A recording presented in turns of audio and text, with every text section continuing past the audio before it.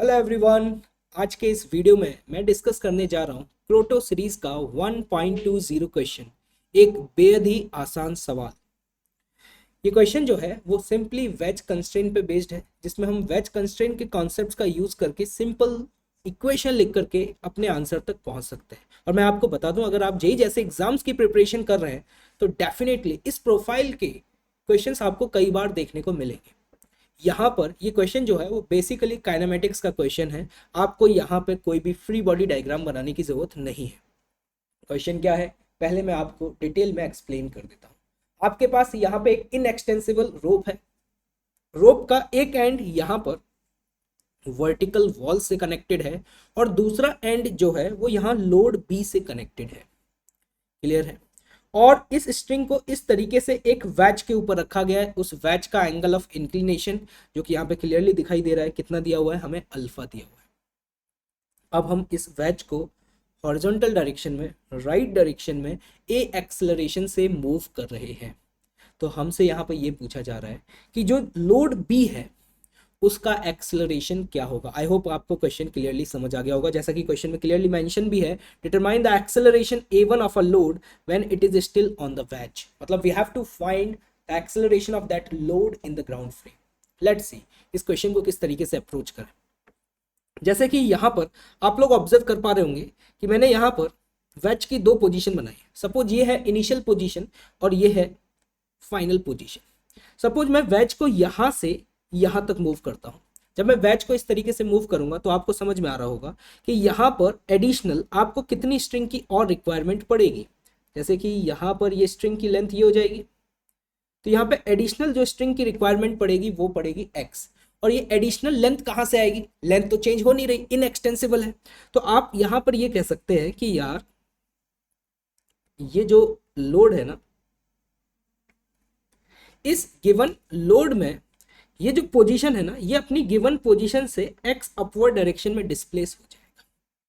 मतलब ground frame में अगर आप ऑब्जर्व करें तो ये लोड यहां से यहां पहुंच चुका है। लेकिन अगर आप वेज के फ्रेम में ऑब्जर्व करते हैं, मतलब वेज के फ्रेम में बोलने का मतलब ये हुआ कि अगर मैं इस वेज पर बैठ करके इस लोड को ऑब्जर्व करूंगा तो मुझे यहाँ पर ये लोड एग्जैक्टली उतना ही डिस्प्लेस होता हुआ दिखाई देगा जितना वेज डिस्प्लेस हुआ है।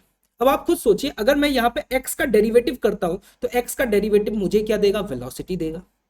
तो यहां पर मैं ये कह सकता हूं कि इस लोड का जो वेलोसिटी होगा with respect to the wedge, उसका मैग्नीट्यूड वही होगा जो वेज की वेलोसिटी का मैग्नीट्यूड होगा। आई होप आपको ये बात समझ में आ रही होगी।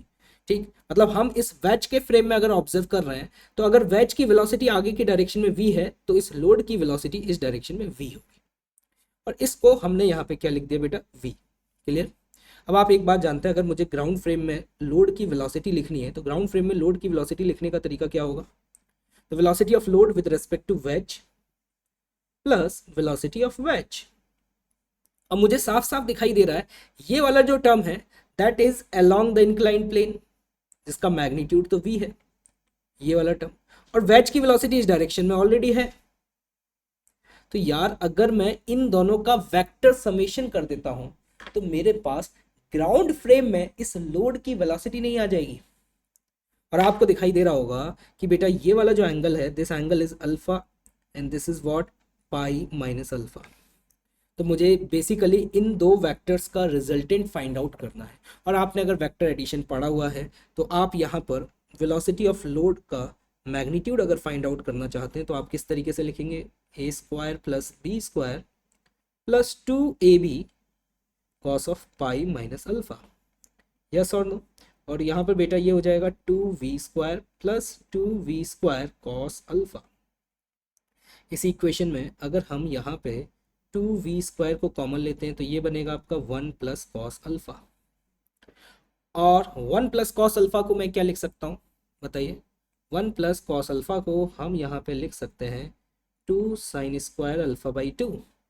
तो यहाँ से स्क्वायर रूट से जब ये टर्म बाहर निकालते हैं तो हमारे पास जो लोड का वेलोसिटी आ रहा है वो आ जाएगा 2v साइन अल्फा बाई 2।